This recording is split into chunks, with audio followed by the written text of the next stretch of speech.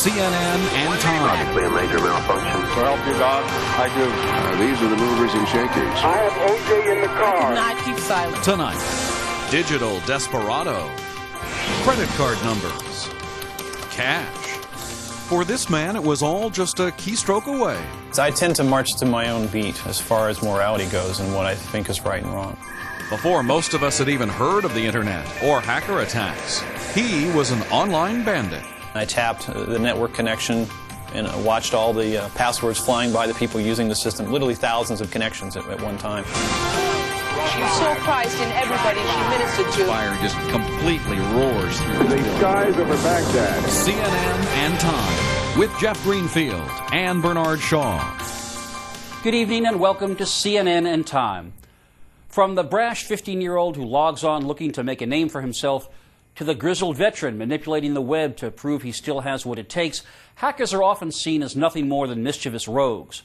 Well, that romantic image is quickly fading. Just ask anyone at CNN.com, Yahoo, eBay, or the other commercial websites recently hijacked by online bandits. When it comes to internet invasions, Justin Peterson is an old hand. One of the first to seriously exploit the open, freewheeling nature of the web. Some months ago, Peterson, now a former hacker, gave us a rare inside look at the world of the computer criminal, a glimpse at the motivations and moral ambiguities of today's digital desperados. Here's Art Harris.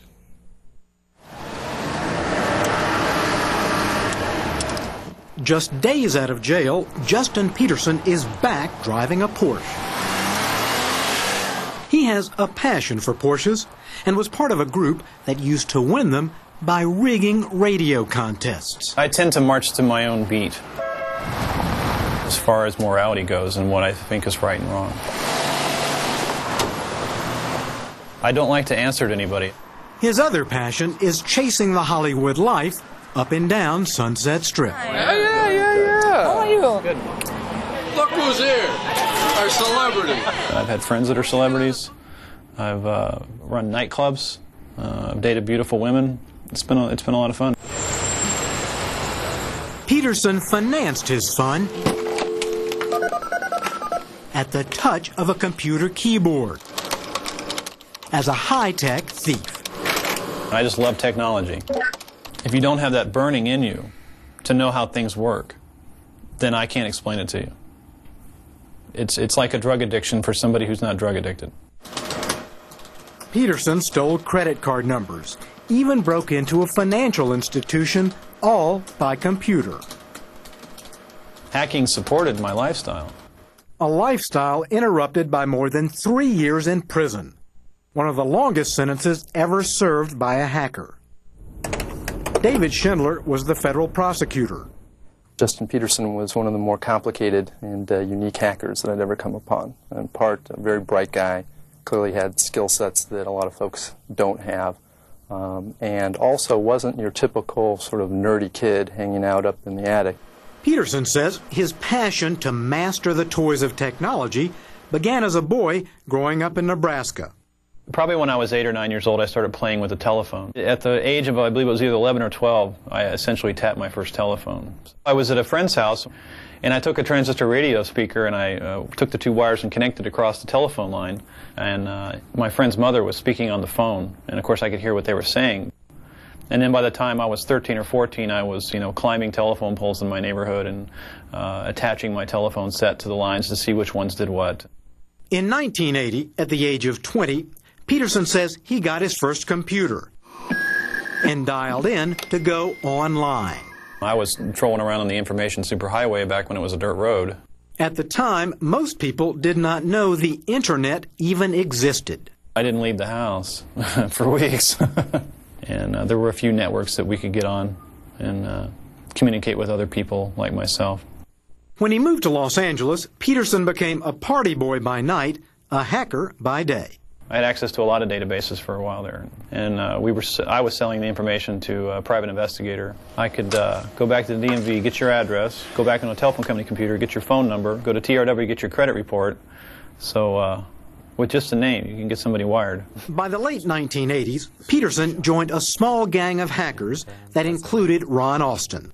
At the time, I was impressed with him because a lot of people seemed to know him. He seemed to be very big in the Hollywood crowd. Austin, Peterson, and another infamous hacker, Kevin Poulsen, joined forces to crack the telephone system.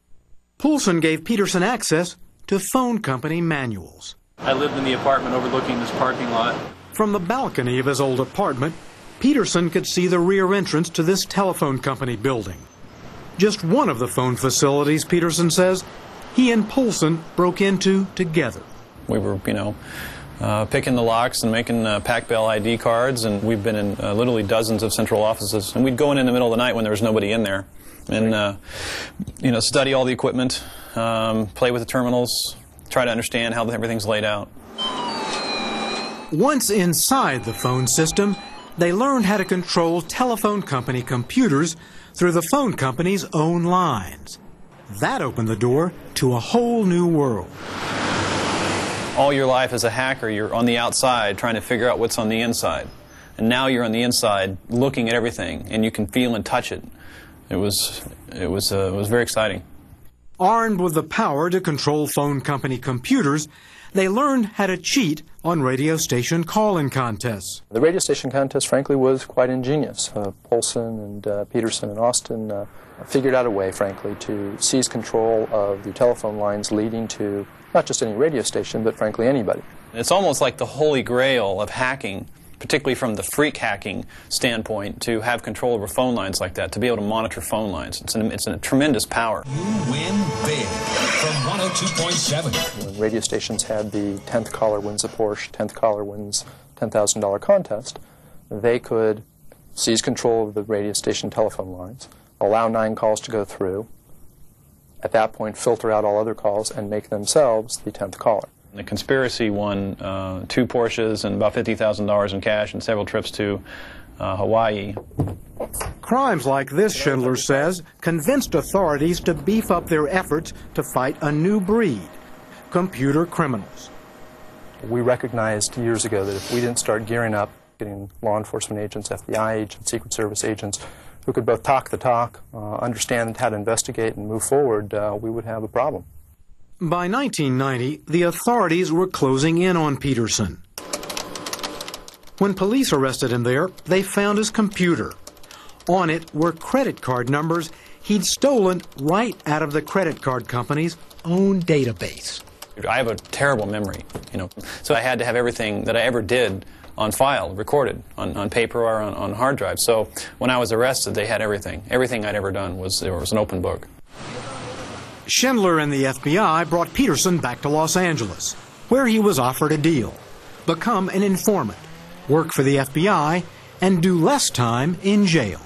The information he had that was of most interest to us was the ability to help us find Ron Austin, who had gone underground. I just wanted to believe that the guy was my friend. I felt very betrayed by him. Peterson also led them to the computer of Kevin Poulsen, his former partner in crime, who was then sentenced to more than 4 years in prison after admitting to computer fraud and zeroing in on FBI wiretaps.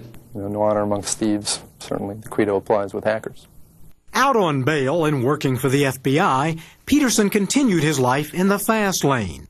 Soon, he was up to his old tricks. After 2 years of working for the Bureau, I was tired of it and went back to hacking. We got evidence that he was engaged in, or might have been engaged in, some additional credit card fraud. We brought him to the offices here with his lawyer, and we confronted him. Peterson made a run for it. I asked to step out for have a conference with my attorney, hopped in the elevator, went down to the lobby, and then just very quickly left the building.